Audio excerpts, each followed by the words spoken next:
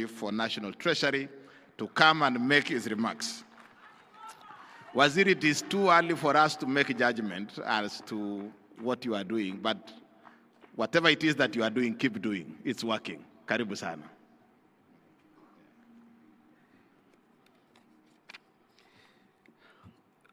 Your Excellency, the Deputy President of the Republic of Kenya, Professor Abraham Kithure Kindiki, the Honorable Chair of the Council of Governors, Honorable Governors present here led by the host Governor Gladys Wanga, Honorable Members of Parliament, both the National Assembly and the Senate, Honorable Speakers of County Assemblies, distinguished officers from the national and county governments, representatives of the civil society organizations, development partners, members of the private sector, fellow Kenyans, good afternoon. It is my honor to be present at this devolution conference, which has adopted a theme for the people, for prosperity, devolution as a catalyst for equity, inclusion, and social justice. Authentic inclusion must promote the participation of the people. Broadened participation that is in line with the principle of prudent management of public resources dictates that we move from the national space and engage at the devolved space where the people are. When you communicate clear and progressive messages, as has been done by the presidency, you find wide support by those who mean well for the nation. And of course, in a big nation like ours, you can't also fail to find the bad apples. A few people will never believe that the country is moving forward, and you will see them all over the place. You'll find them even outside the country, stationed there to talk negatively about the country. But we live with such people amidst us.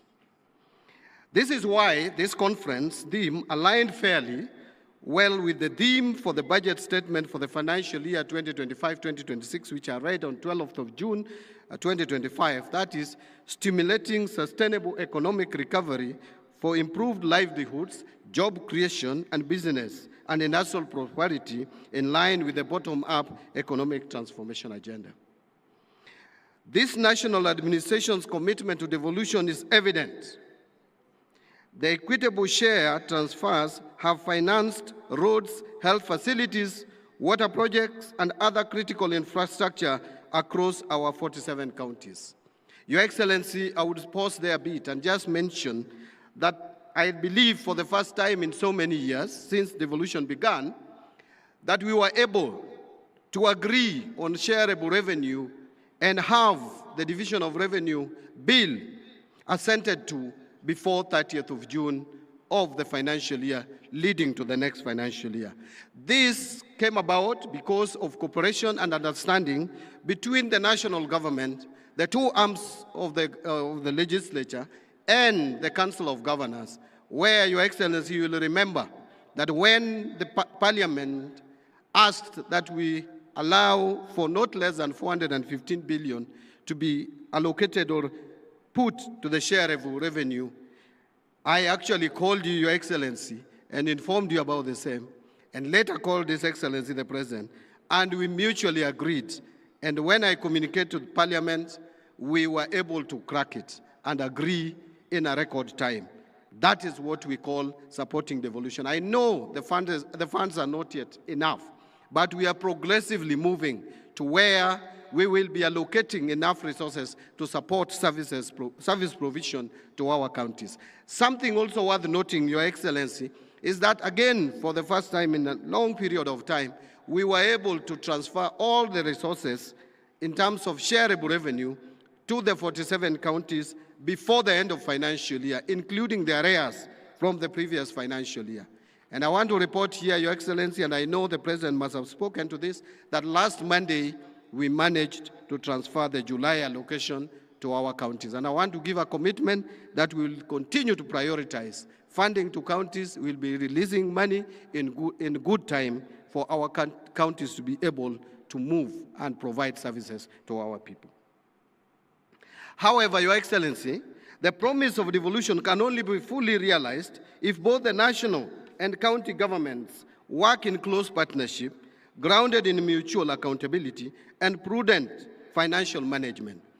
The example that we see in this county is a clear example of both national and county governments partnering together to deliver services to the people. Your Excellency, when you move around in this county, and more particularly in Homa Bay town, you will see massive improvement in this town.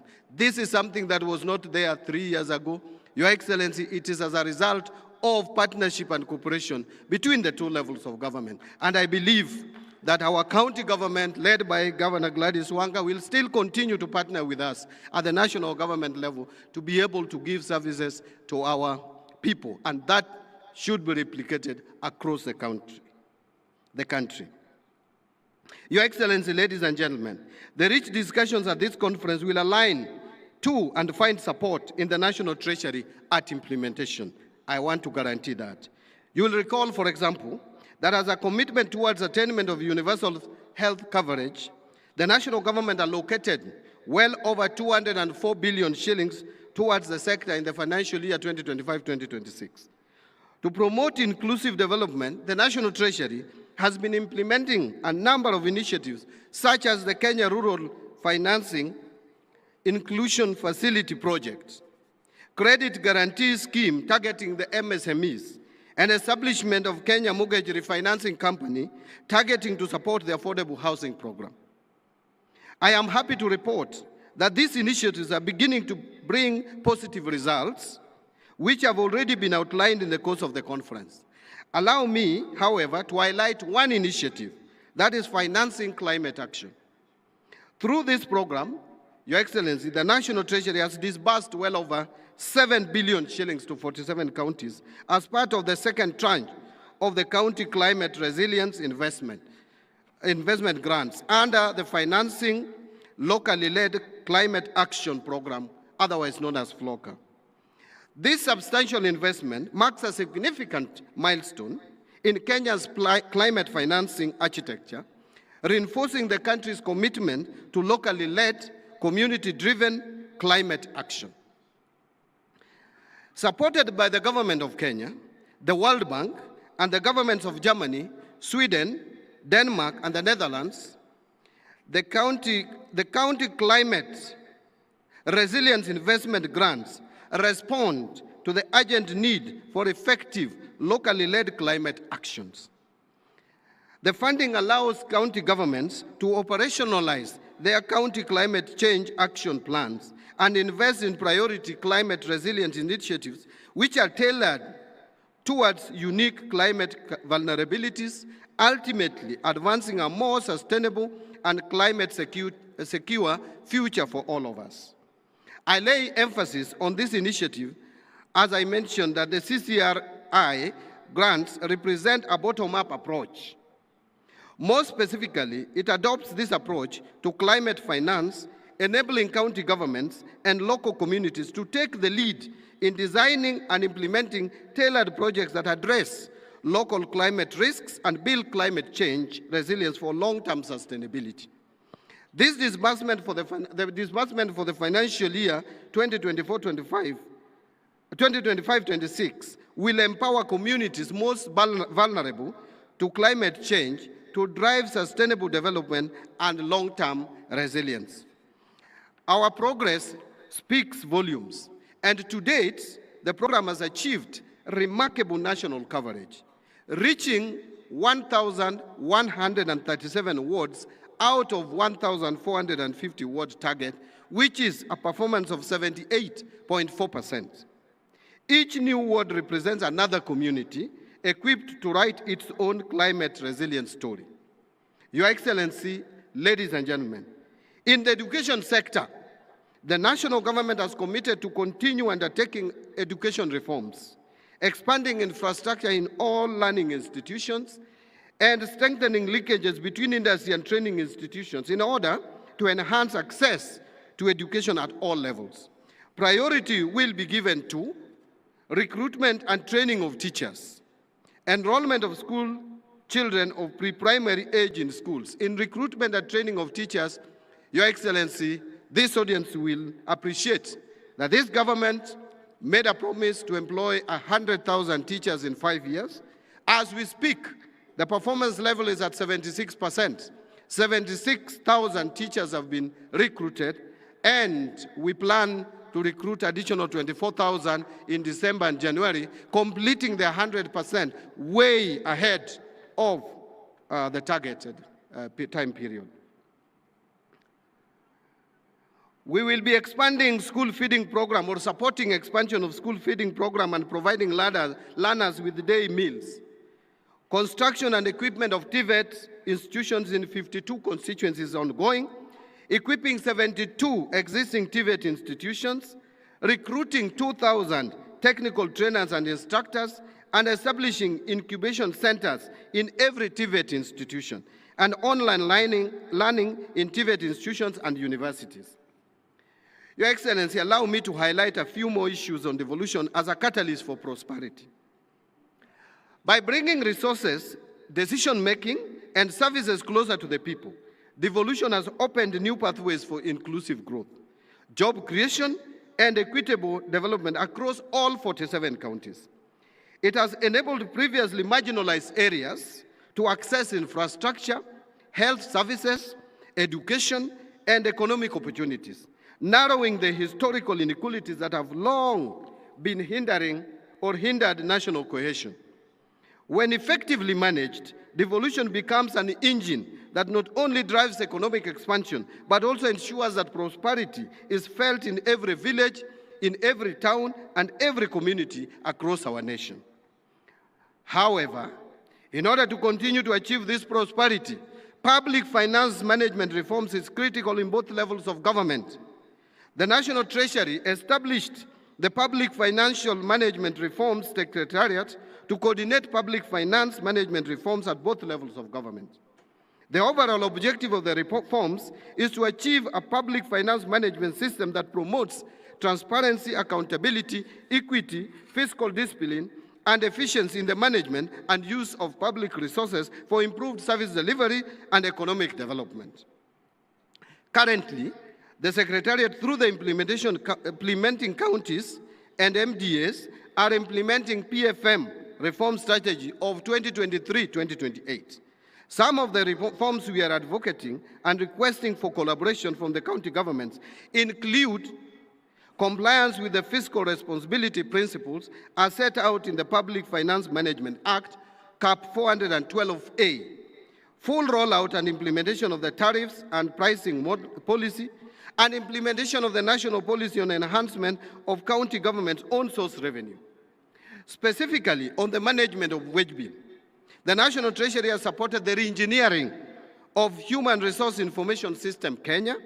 The system is meant to consolidate human resource data in the public service data and put in place effective wage bill controls. Your Excellency, as I conclude, I would like to appeal to greater collaboration with the county governments and the other stakeholders on the following few areas. Number one, I want to speak to Parliament first. To Parliament on fast-tracking enactment of the County Government's Additional Allocation Act. As you are aware, Your Excellency, delays in enacting the County Government's Additional Allocation Bill have become a perennial problem, leading to late disbursements, disruption in service delivery, and low absorption of additional allocations at the county level. It has also led to fiscal inefficiencies, resulting in additional costs to the country in the form of commitment fees and interest charged on foreign borrowing. To this end, I would like to call upon Parliament to support the executive and the county governments in fast-tracking the bills to ensure that they are disbursed and absorbed in a timely manner. Number two, to county governments on transition to the Treasury single account. To enhance cash management, the migration of ministries, departments, and agencies to the Treasury single account is progressing well. As the National Treasury onboards the county governments in 2026, I would appeal for your support on the same. This will help in prudent cash management at both levels of government. Number three, still to county governments, on transition to e-procurement or e-government procurement. There is need to foster and bolster accountability and transparency in the management of public finances, which remains as a key agenda in our nation. To this end, we are in the process of fully automating public procurement and asset disposal processes.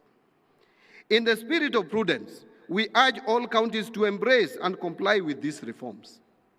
Transparency and accountability must be our shared currency, because every shilling we manage is held in trust for the people of Kenya. Number 4, again to county governments, and that will be the last comment I'm making. To county governments on unremitted pension liabilities. Analysis of data on unremitted pension contributions are submitted by the Local Authorities Trust Fund, Local Authorities Provident Fund, National Social Security Fund, Public Service Superannuation Fund, County Pension Fund, indicates that a substantial amount of pension debt is due from the county governments. Pension debt by the county government has accumulated over the years from 23.3 billion relating to the defunct local authorities, that is pre-devolution, inclusive of accrual deficits, to now over 103.2 billion as at 31st of October 2024, post-devolution.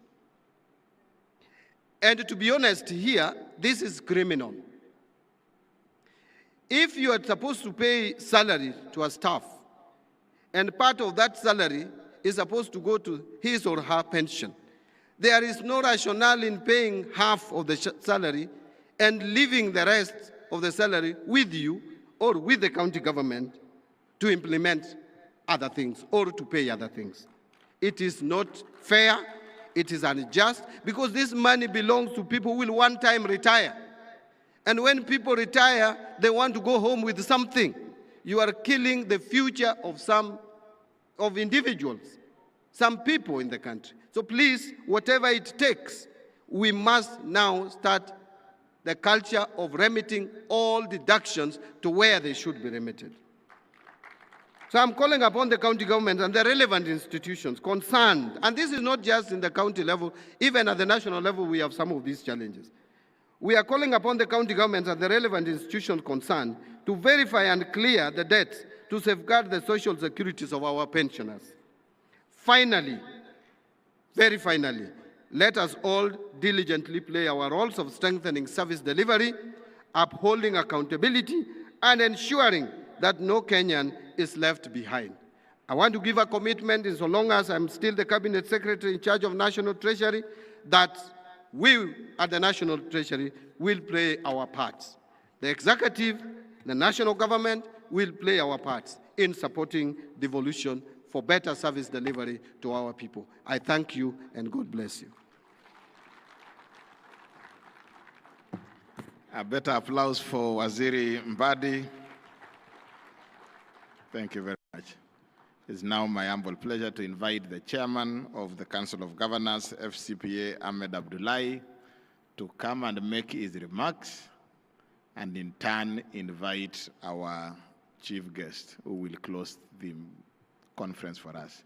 Tumpigie makofi Bwana Chairman. And Wanga, you are unfair on me on my dancing skills. I think Chairman may have beaten me on that. Thank you very much, Whip. Your Excellency, our chief guest, the Honorable Professor Kindiki Kithure, Deputy President of the Republic of Kenya, Excellency Governors here present, led by my Vice Chair and the host, Governor Gladys Wanga, Deputy Governors, Cabinet Secretaries and Principal Secretaries,